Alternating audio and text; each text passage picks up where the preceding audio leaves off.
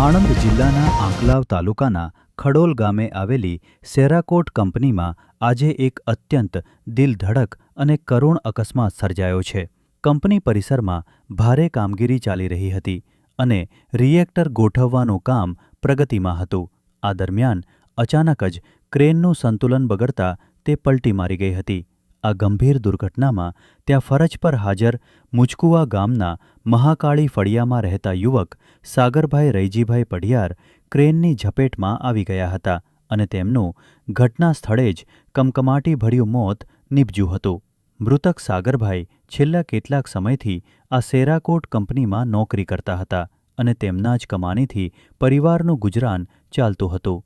યુવાન પુત્રના અકાળે અવસાનથી પરિવાર પર આભ તૂટી પડ્યું છે અને મુચકુવા ગામમાં ભારે શોકનો માહોલ છવાઈ ગયો છે. આ અકસ્માત કઈ ટેકનિકલ ખામી કે કારણોસર સર્જાયો તે જાણવા માટે કંપની સ્તરે તપાસ શરૂ કરવામાં આવી છે.